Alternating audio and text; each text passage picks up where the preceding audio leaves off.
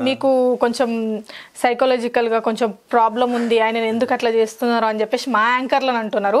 అసలు మీకు సైకాలజికల్గా ప్రాబ్లం ఉందా, లేకపోతే మీరు మాకు మెంటల్ ఎక్కిస్తారా? ఒక క్లారిటీ ఇవ్వండి జనాలకి ఈరోజు. లేదండి, ఇప్పుడు అంటే నేను ఒక ఆర్టిస్ట్ని, నాకేమన్నా సైకలాజికల్గా ఏమన్నా ప్రాబ్లం ఉంది అని చెప్పేసి జనాలు అనుకుంటే నా ఇంటర్వ్యూస్ చూడరు కదా. నేను ఎంత మంచి వాల్యుబుల్ కంటెంట్ ఇస్తున్నాను, మీరు నమ్ముతారో నమ్మరో.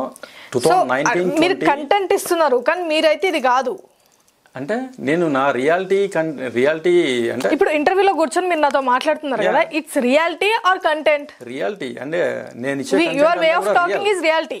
Yes, okay. నేను రియల్ కంటెంట్ ఇస్తున్నాను కాబట్టి నా మీద కేసెస్ అవుతున్నాయి, లేకపోతే ఎందుకు అవుతాయి? ఎవరు పట్టించుకోరు కదా. ఓకే, సో కేసెస్ అన్న విషయానికి వచ్చారు కాబట్టి ఇంకొక టాపిక్ మాట్లాడదాం. లవణ్య త్రిపాఠితో గానీ ఈ విషయంలో తను వెళ్ళి మీ పైన కేసు పెట్టడం కూడా జరిగింది. అసలు ఎందుకు, ఏం జరిగింది?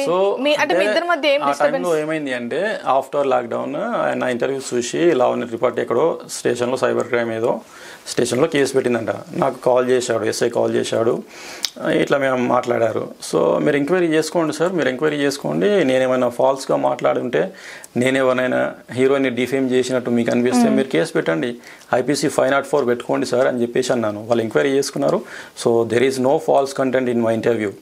So whatever the content I have given in interviews, that is correct content.